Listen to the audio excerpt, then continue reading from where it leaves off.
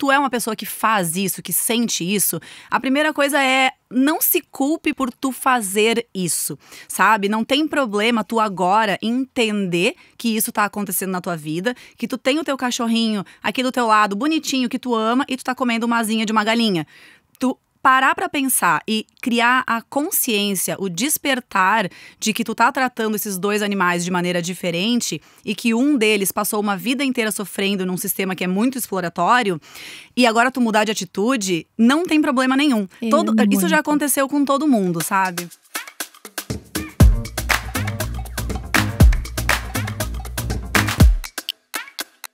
Olá, tudo bem? Estamos aqui, eu e a Alê, com mais um Me Venha com Abobrinhas. E hoje, o nome do nosso episódio é Se Você Ama Um, Por que Come o Outro?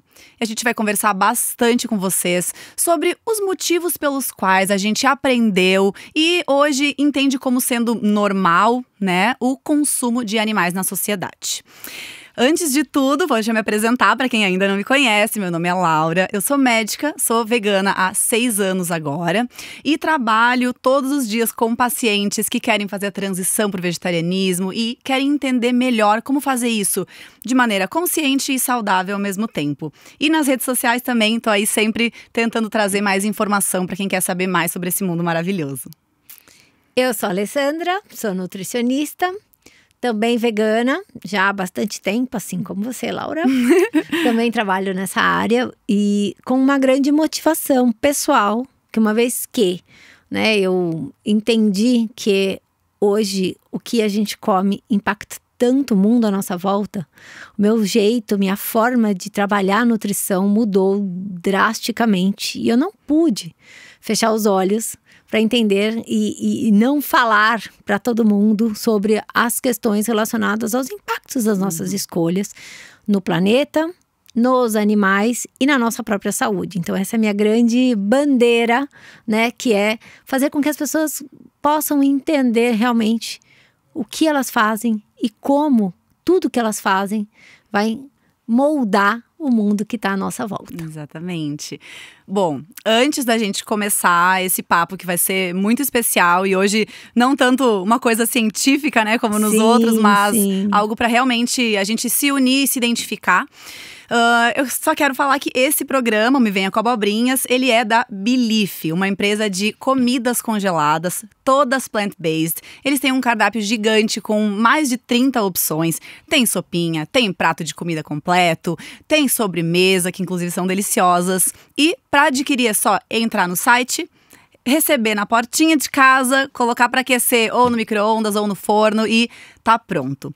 Para você que tem uma vida corrida e sabe que nem sempre dá tempo, né, de fazer, preparar a comidinha e gosta de ter essas opções saudáveis prontas em casa, aproveita e usa o nosso link aqui para receber 15% de desconto na sua compra. Ou então, entra lá no site www.belief.com.br e faz as suas escolhas. Comida, né, Laura? Comida, que é o que nós, que, né, trabalhamos com saúde, pedimos e estimulamos as pessoas, né? Por favor, comam comida, não, né? Comida, porque muitas vezes a gente, na correria, na pressa, acaba comendo os alimentos ultraprocessados, pede deliveries que venham de uma forma muito mais indulgente, com teor de gordura mais alto, vários temperos, normalmente artificiais, sal demais. Então, é comida assim que não é balanceada, não entrega toda aquela variedade de cores, de sabores da comida de verdade natural.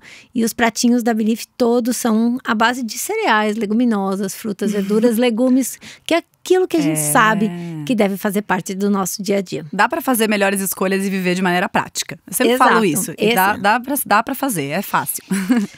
Bora lá. Bom, eu acho que pra gente começar esse episódio, que é um episódio que realmente, assim, quando a gente fala de alimentação vegetariana, pra mim, esse é o principal ponto. E é a partir disso que eu olhei, a Alê. Agora eu vou falar um pouquinho da minha vida pessoal, né? Antes da nutricionista, quem é a Alê.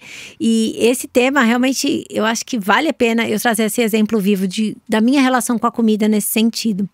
Tá? Eu nasci na cidade grande, nasci na cidade de São Paulo. E como todas as crianças, todas as pessoas que nascem na cidade, a gente só tem relação direta com animais quando a gente fala de gato e cachorro. né? Que são os animais, teoricamente, domesticados, que podem viver bem dentro das nossas casas, né? Hoje, a grande maioria das casas tem gatos e cachorros. E na minha casa nunca foi diferente. Minha mãe é mega gateira, né? Então, eu nasci com um gato no meu pescoço, outro na minha perna, enfim. Então, eu tenho, assim, sempre tive uma relação muito afetiva, afetuosa, carinhosa e amorosa com os gatos e os cachorros. Por outro lado, além da cidade, meus pais sempre tiveram um sítio. Então, desde que eu era bebê, toda sexta-feira entrava no carro e ia passar o final de semana no sítio. E também nesse sítio que eu passei todas as minhas férias, aquelas férias enormes de 2 meses e tudo mais. Saudades, inclusive. Que a gente ficava lá, tipo, teoricamente sem fazer nada, mas fazendo tudo, né? E por que eu tô falando sobre isso? Porque é lá no sítio, lá no campo, que você tem contato com outros animais além do cachorro e do gato. Então, no meu caso, no sítio dos meus pais tinha vaca, tinha porco, tinha galinha, tinha pato, tinha ovelha, todos esses animais. E eu, óbvio, intuitivamente, amante do cachorro e do gato, sempre estava lá cuidando, dando algum milhozinho pra galinha, pegava o carneirinho, abraçava, beijava a vaca, carinho, todo mundo com nome, sobrenome, aquela coisa de verdade, são animais. E assim, como criança, desde bebê, eu nunca nunca teve uma dissociação entre esse aqui é um e aquele outro é outro. São todos animais, eu gosto dos animais, eu amo os animais e eu tinha um afeto muito grande por todos eles. Até que, né, tem uma passagem que eu falo, inclusive nas aulas que eu dou sobre veganismo e tudo mais, né? Quando eu tinha uns 3 anos de idade, meu irmão tinha 1 e foi o batizado dele, que foi lá no sítio. E lá no batizado, óbvio, como toda a família italiana, teve lá a tal ir à igreja no batizado. E depois teve um grande almoço para a família inteira. E eu cheguei antes, né, correndo no almoço, assim, dou de cara em cima da mesa com um porco assado. Com a tal da maçã, emblemático, né? A maçã na boca. Meu Deus.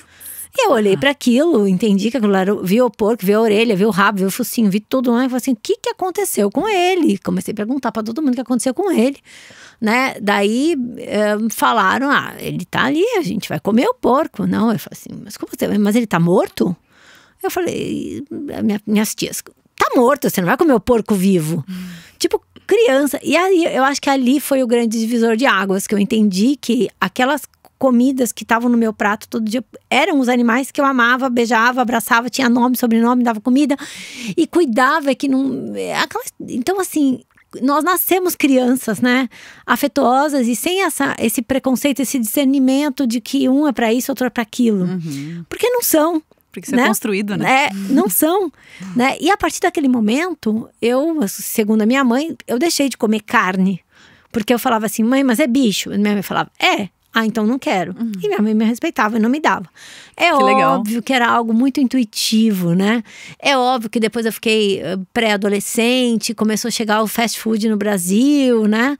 E aí, por exemplo, eu ia no McDonald's, eu adorava comer McChicken, mas eu não fazia correlação de que o nuggets era a galinha. Sabe assim? Aquela coisa... Não é diferente da cena do animal em cima da mesa. Tu viu o animal inteiro, exato, né? Que é uma das coisas que eu acho que está muito dentro do assunto aqui, né? Sim, total. Essa questão… É uma das bases, inclusive. Hoje, a gente perdeu também nas cidades e nos nossos cardápios o hábito de comer os animais inteiros. Colocar um bicho em cima da mesa com cabeça, com olho, com orelha, com rabo. Acho que o único que ainda fazem muito é mais frango, assim, né? Exato. Então, frango assado, mesmo assim… Peixe também. Peixe.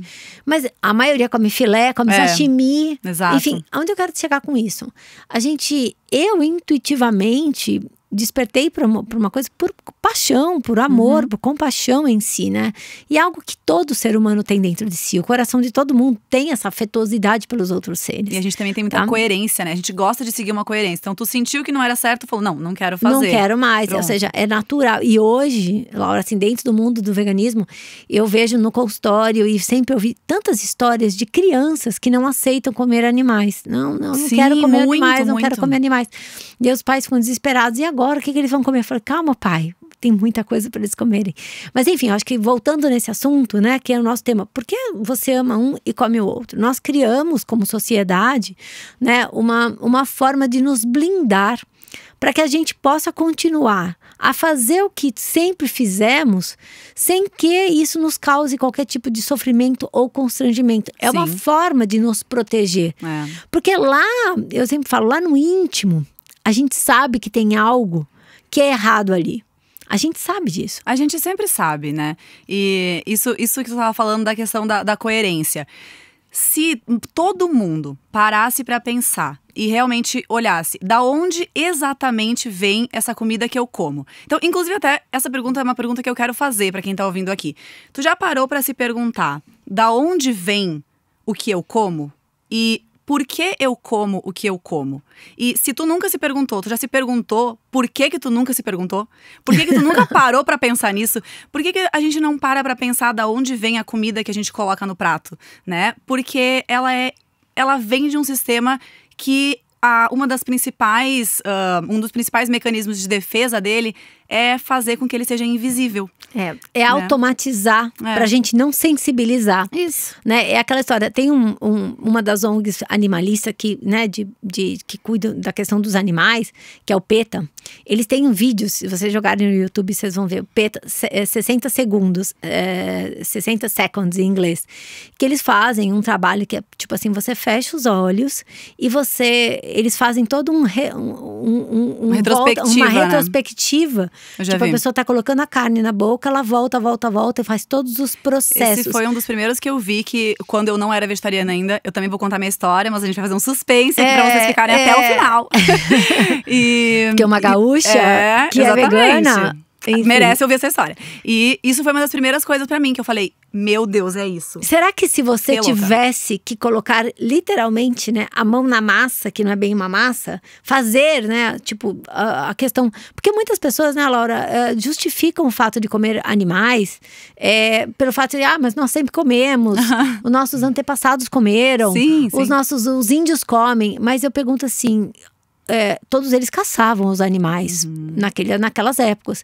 Vocês que comem carne hoje, vocês caçaram o jantar de ontem?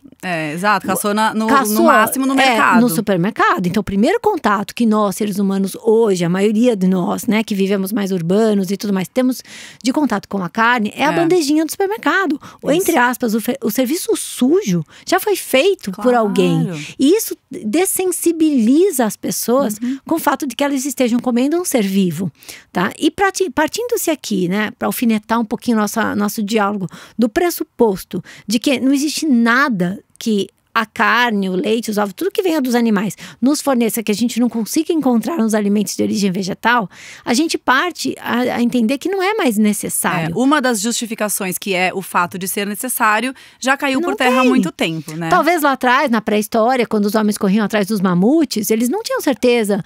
Eles seguiam, olhavam, observavam a natureza em que existiam os herbívoros, os carnívoros, eles ficavam imitando todo mundo. E era talvez uma necessidade naquele momento, porque era instintivo daquela forma. Só que hoje a gente tem ciência. Não, e a gente já falou muitas vezes aqui que a gente não vive mais naquela época. Não dá pra gente querer viver naquela época se a gente hoje usa iPhone, se a gente anda de carro, se a gente anda de avião. O mundo mudou. E a ciência já provou, né? Claro. Então, enfim, e essa questão dessa… que a gente chama, né, eu gosto muito dessa… A gente estava batendo papo aqui antes, né, a gente falou de Melanie Joy, que é uma autora que fala sobre essa questão dessa dissociação que nós fazemos. E tem um termo que é muito utilizado que se chama dissonância cognitiva, né, Laura? Que é o fato de você… fazer coisas, né, que estão em dissonância, são incompatíveis, inclusive, com aquilo que seus sentimentos sentem, né? Ou seja, lá dentro de você ou seja, figurativamente, né, o anjinho e o diabinho aqui, né? Seu coração queria uma coisa, mas a prática diária faz você fazer outras. E isso causa na gente, por mais que a gente passe batido também, porque a gente colocou no piloto automático, isso causa na gente um certo desconforto, estresse no dia a dia, que talvez a gente nem correlacione com aquilo que nós estamos fazendo, que é o fato de comer animais todos os dias. Com certeza. Mas se você tem uma questão da bondade, você ama seu cachorro, ama seu gato, não faria esse serviço, não mataria um animal, e você tá lá comendo franguinho, peixinho, tudo no diminutivo para tornar ainda mais fofo, né? O linguajar. Será que o fato, você não está mascarando algo, que essa dissonância, isso esteja te fazendo mal de alguma forma, as suas questões emocionais mesmo. E essa dissonância cognitiva não é uma culpa, não é assim, nossa culpa. Eu faço isso porque eu quero, porque eu escolhi amar um e comer outro. A gente nasceu num sistema que causou essa construção dessa sensação dentro da gente. A gente aprende na escola que a gente tem que comer animais. Então, a gente vai crescendo e normalizando isso, assim como a gente também normaliza outras coisas, que também são violentas, né? E então, a gente faz isso justamente para justificar uma atitude que a gente sabe que não seria legal. Então, primeiro, se tu é uma pessoa que faz isso, que sente isso, a primeira coisa é não se culpe por tu fazer isso, sabe? Não tem problema tu agora entender que isso tá acontecendo na tua vida, que tu tem o teu cachorrinho aqui do teu lado, bonitinho, que tu ama, e tu tá comendo uma asinha de uma galinha. Tu parar pra pensar e criar a consciência, o despertar de que tu tá tratando esses dois animais de maneira diferente e que um deles passou uma vida inteira sofrendo num sistema que é muito exploratório e agora tu mudar de atitude, não tem problema nenhum. Isso já aconteceu com todo mundo, sabe? Todos nós não nascemos. Eu não nasci vegana, nem você. Nem e a grande maioria dos veganos já participaram, já compactuaram, mesmo que sem perceber, porque a gente, né, como eu falo, a gente tá falando dessa dissonância cognitiva, porque o sistema meio que nos impõe fazer desta forma, né? E parar para pensar e trazer para si próprio o poder de decisão de não mais compactuar é nobre, é muito, né? É lícito, é nobre, como metamorfoses ambulantes. É isso. Eu prefiro ser uma metamorfose ambulante. E é uma evolução natural, né? Nosso conhecimento vai moldando as nossas atitudes todos os dias. E não tem problema nenhum. Olha, hoje eu sou outra pessoa do que eu era há 2 anos. Eu penso completamente diferente, mesmo eu sendo vegana em todo esse tempo, sabe? E não tem problema nenhum. Acho que é nobre a gente realmente reconhecer. E assim, a gente vive dentro de um sistema invisível que a gente nem sabe o nome dele. A gente não dá um nome pra coisa que é a dominante. Então, tu nasce nesse sistema e tu vê o vegetariano, o vegano. Eles são pessoas diferentes, eles pensam diferentes. Eu sou normal, porque isso é o que existe, é o que todo mundo pensa. Mas, se a gente parar pra analisar friamente, também é um conjunto de crenças. A crença de que comer tal animal é certo e comer tal animal é errado. Isso é um conjunto de crenças também. Que a gente tem um nome, né, Laura? Que é o especismo. Exatamente. Algumas espécies são para amar, outras espécies são para comer. Tá? Eu acho que para completar assim, tudo isso, e é importante deixar claro, quando eu citei lá atrás, por exemplo, o fato de nossos antepassados comerem e tudo mais. Gente, a estrutura do planeta, do mundo mudou, tá? Nós não estamos falando aqui exclusivamente o fato de você chegar lá e matar um animal para comer, como se fazia lá atrás. Tem que diferenciar. Exato. Nós estamos falando agora de um sistema cruel do momento da fecundação desses animais, tá? Então, a gente hoje é mais do que sabido e é comprovado, inclusive cientificamente, que todos os animais, sem nenhuma diferença e sem nenhuma exceção, são seres sencientes. São seres que sentem o que a gente sente. E isso não é novidade, né? Isso já é declarado, eu acho que é 2003 que foi? Faz muito tempo, enfim. Que tem a Declaração Universal, né, dos direitos dos animais como seres sencientes. O que é senciência? É ter a capacidade cognitiva de interagir com o meio, tendo sentimentos e sensações. Então, por exemplo, todos eles sentem o carinho, o afeto, a segurança, o acolhimento, dor, o acolhimento e as coisas ruins. O medo, a dor, o pânico, o abandono, o luto. Eu assisti uma TED Talk do luto das baleias quando se perde. Gente, é tudo muito parecido com a gente. E nesse sentido, eu tô aproximando do ser humano. Mas vamos, assim, pensar também no tema da nossa conversa aqui, que é se você ama um porque você come o outro, tá? Não existe diferença cognitiva, né, nenhuma entre um porquinho e um cachorro. Não existe. tá? Não existe diferença cognitiva nenhuma, por exemplo, entre um golfinho e um atum que você come no sashimi, tá? Ou seja, só que nesse sistema todo, além da questão, né, quando a gente fala, não é a morte somente que é um problema.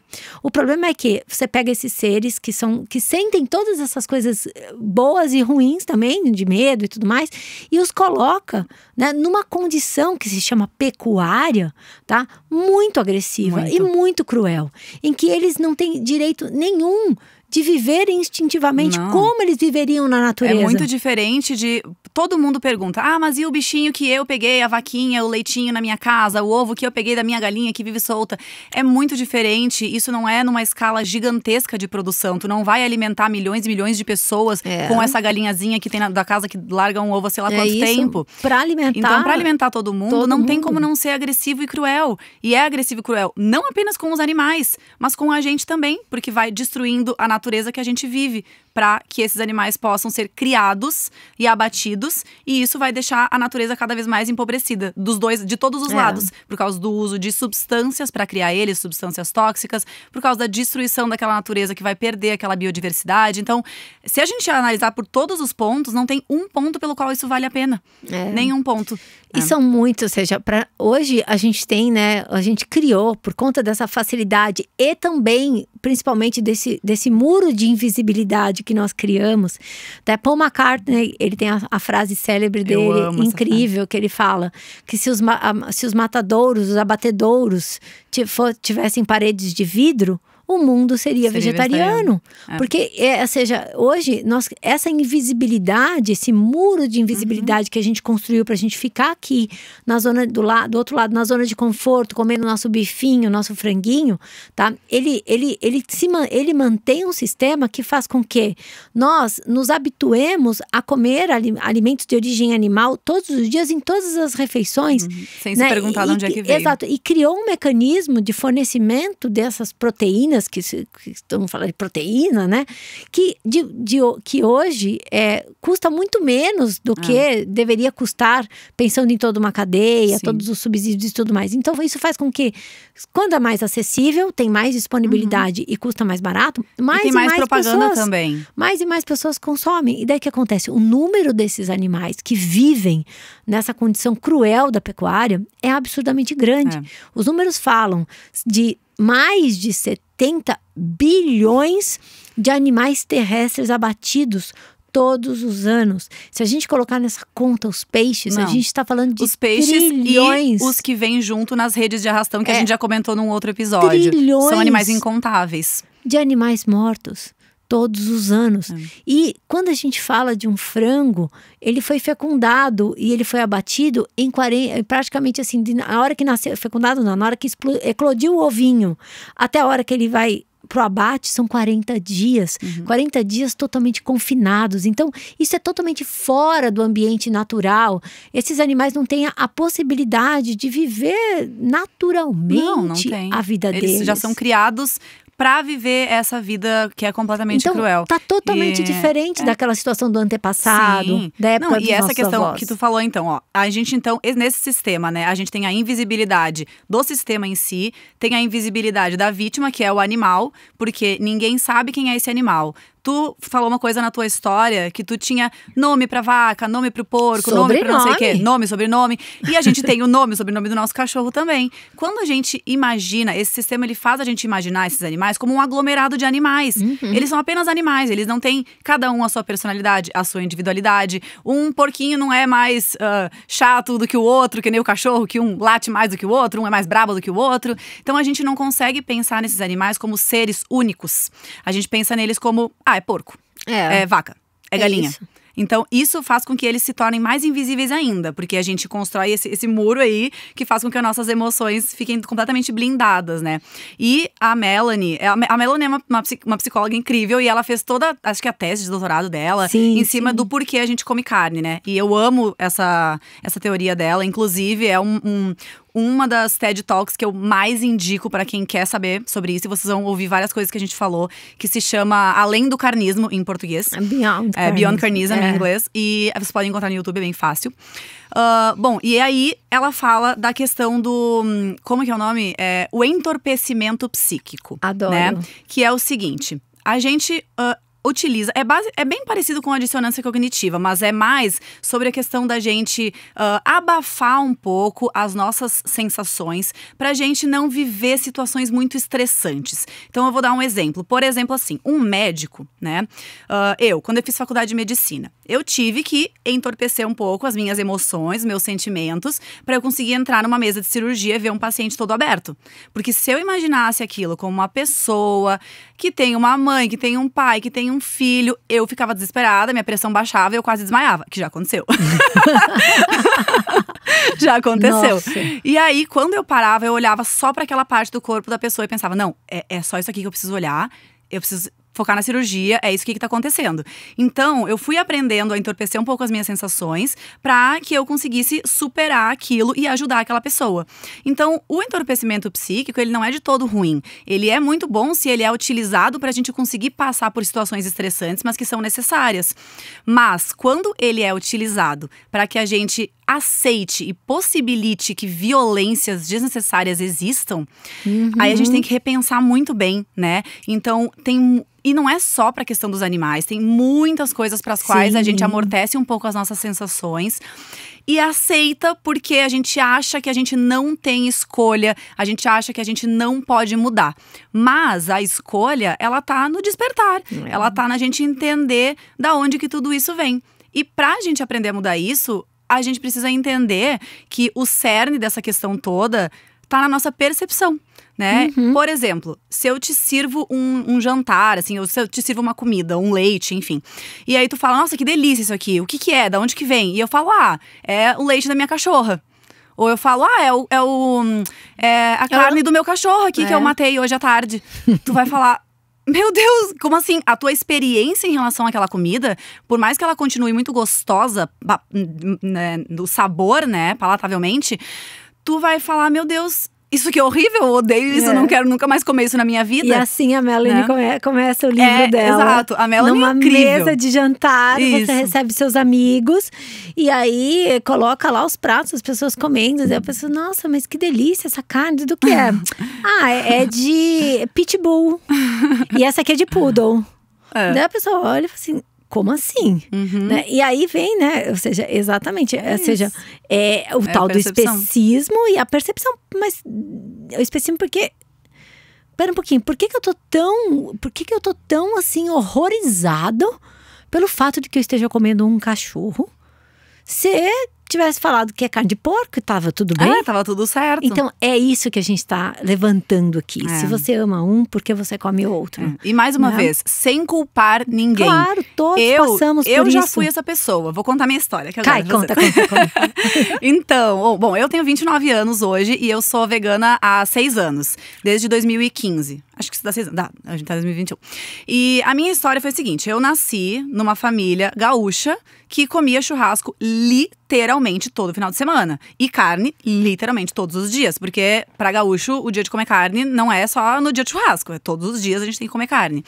E pra mim era completamente normal. Eu não fui uma criança que nem a Lê, que parou pra pensar nisso. Porque tava tão intrínseco, assim, tão arraigado na minha cultura, que eu nunca parei pra pensar que aquilo era ruim. Pra mim, era um momento incrível de união da família. Eu amava quando chegava o domingo e todos os meus primos, as minhas primas, meus tios, as minhas tias chegavam na minha casa e a gente ficava a tarde inteira no churrasco, sabe? Eu achava aquilo maravilhoso, achava muito legal. E eu nunca parei pra pensar nisso, apesar de eu também ter tido muita proximidade com os animais, porque minha mãe é de uma cidade bem do interior do Rio Grande do Sul. E os pais dela trabalhavam com uma fazenda, então eles produziam animais para vender. É triste, mas é a realidade. Inclusive, ela me conta que ela tinha que tirar leite da vaca e 1000 coisas. Era bem assim, esse contato bem próximo. E eu também tive esse contato, mas não deu o clique. Não deu um clique em nenhum momento. E aí, bom, vivi minha vida sempre comendo muita carne. Eu vou até fazer uma confissão aqui.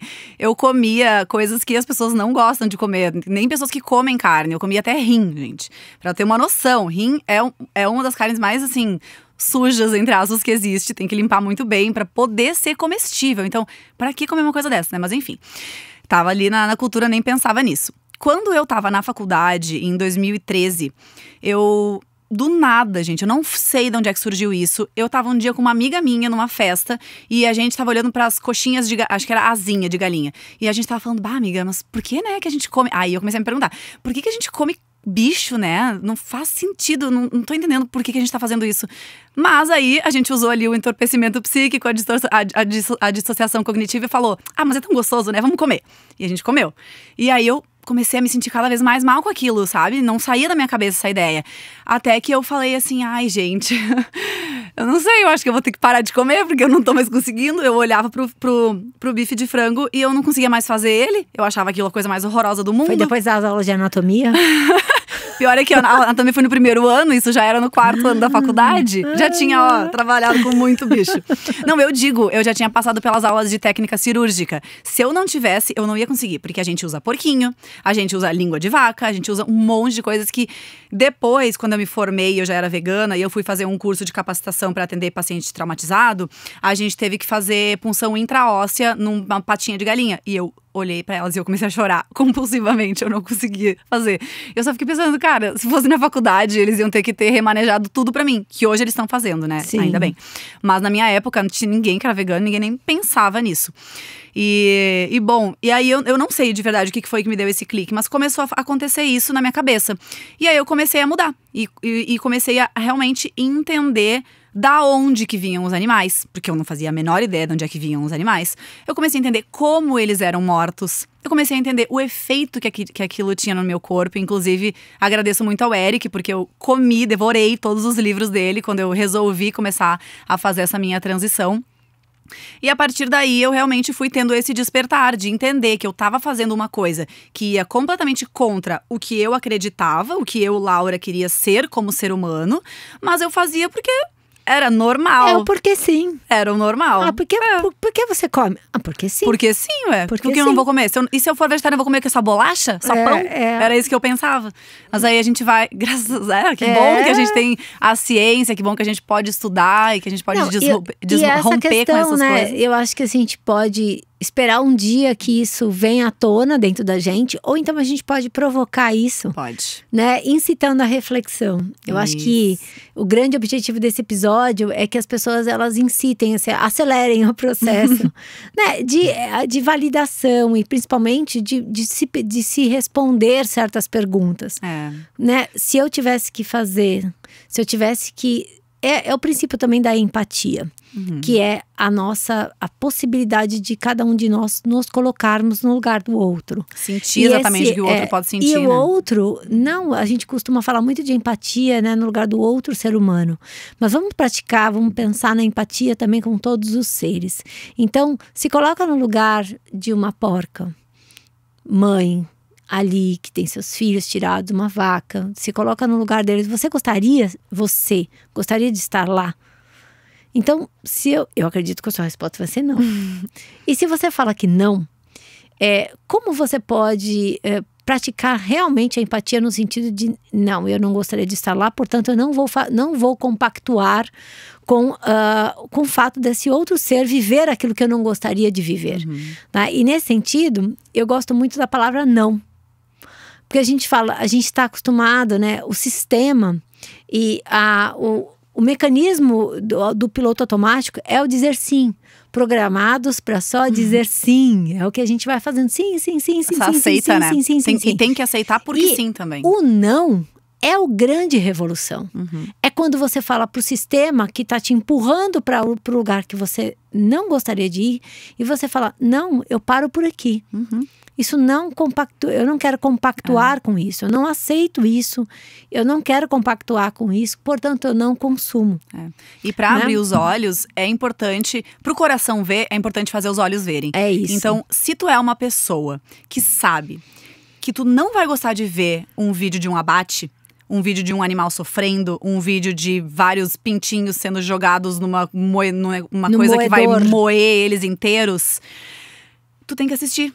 Tu é a pessoa que tem que assistir, porque se tu já sabe que tu não vai gostar, talvez esse é o passo que falta. como eu falei pra mim, eu vi esse vídeo que fez a retrospectiva, eu acho que era do leite, que é uma guria loira, que tem esse vídeo famoso. E ele faz a retrospectiva do leite e eu falei, cara, eu não quero viver essa realidade, eu não quero compactuar com isso. Então, pra gente saber o que a gente quer fazer da nossa vida, a gente tem que ter os argumentos necessários pra isso. Como que tu vai ter se tu não se permite ter esse conhecimento? Então, se permita ver. Tem um documentário que eu gosto muito, que é muito sofrido de assistir, que é Terráqueos, o nome. É um dos mais sofridos que tem, na minha opinião. Não sei se tu conhece algum mais sofrido que ele. Dominion também. Dominion eu não consegui assistir ainda. É mais leve, é que o Terráqueos ele fala assim. O Terráqueos é muito sofrido, mas é importante assistir, tem Dominion, que assistir. O mesmo A Carne é Fraca, que é A Carne é Fraca é muito bom mesmo. Da Nina Rosa, brasileiro, né? São filmes que trazem, assim, escancaram a realidade de como vivem esses animais.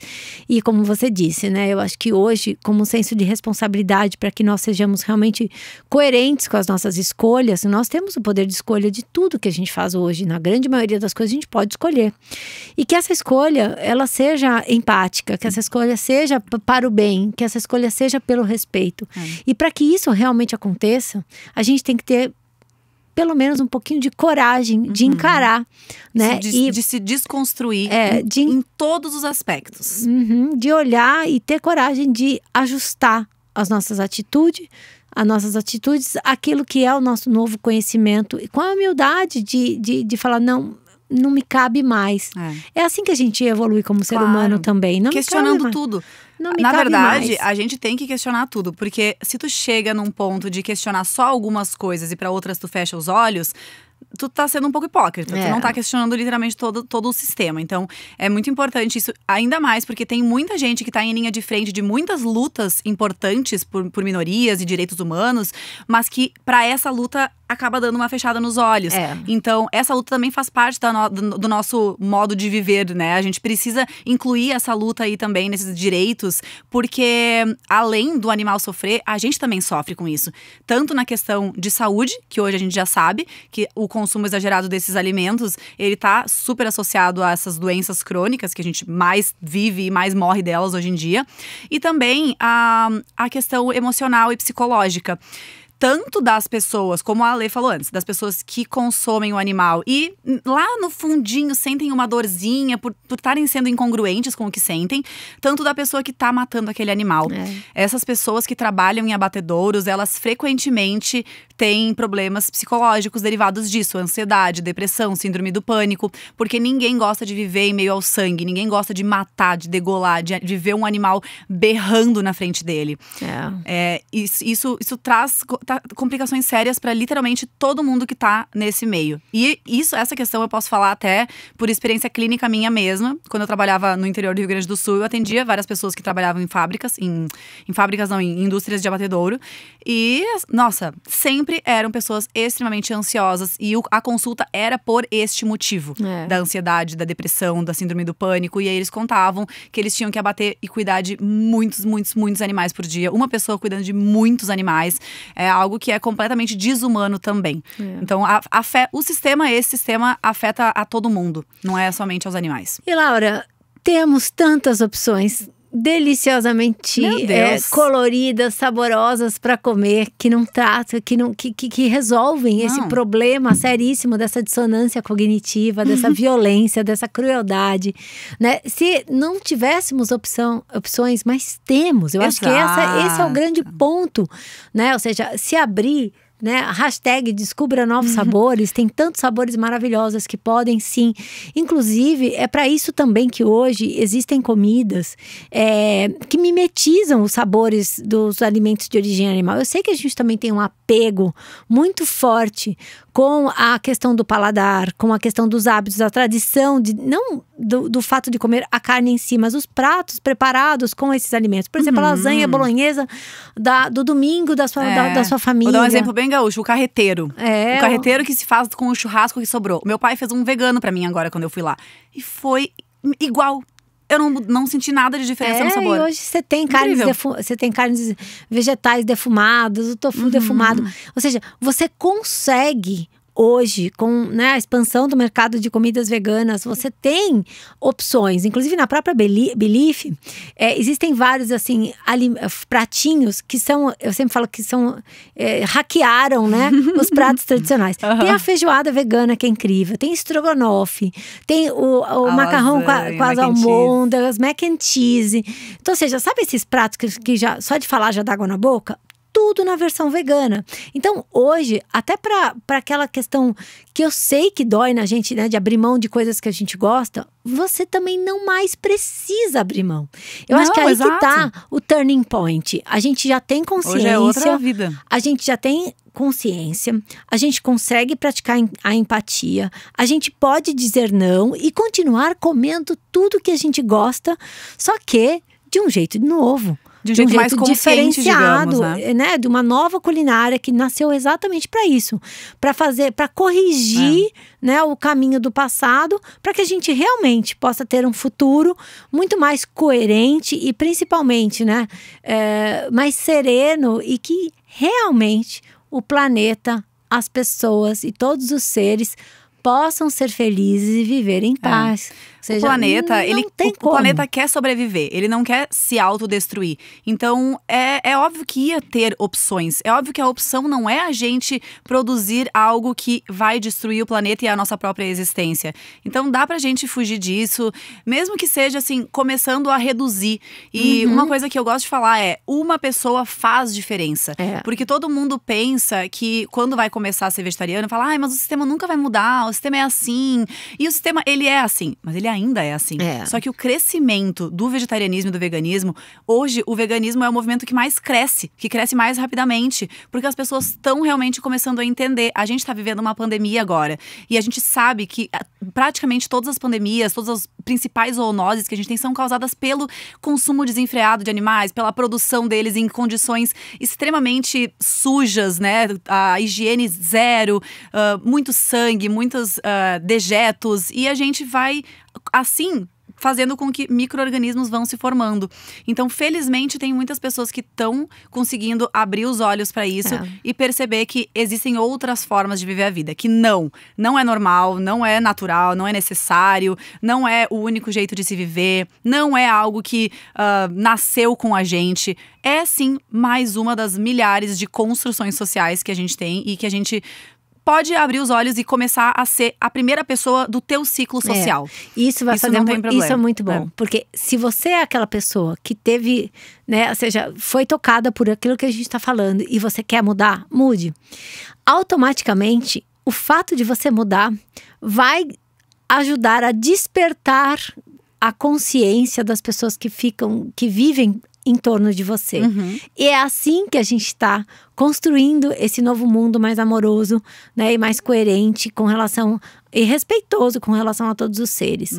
E assim, pra gente terminar, porque eu acho que a gente já falou demais, né? Eu acho que assim, o nosso título, Se Você Ama Um, Porque Você Come Outro, é um recado que eu gostaria de deixar aqui para você pensar muito sobre isso, né? Uma frase bastante impactante e que despertou milhares de pessoas no mundo, porque não fomos nós que criamos, é uma campanha que várias sociedades que cuidam dos animais já utilizaram para despertar mais e mais pessoas, e a gente não poderia deixar de usar essa frase aqui, dentro, né, desse nosso Me Venha com Abobrinhas, que esse assunto de abobrinha não tem nada, ele é muito realístico, né, e ele é um convite para que todos nós passemos a comer mais vegetais.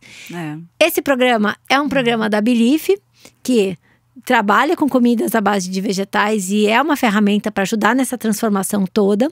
A gente está no nosso canal do YouTube. Se inscreva, deixa seu comentário ali e fala o quê? Fala assim... Fala pra gente o que tu sentiu, ou conta a tua história pra gente, se tu já é vegano. Interage. A gente quer saber. Porque a gente tá, criando mais e mais e mais e mais episódios. Exato. E se você estiver escutando através, né, das plataformas de streams, de podcast, também, né, vai lá, comenta, vai no nosso YouTube e comenta.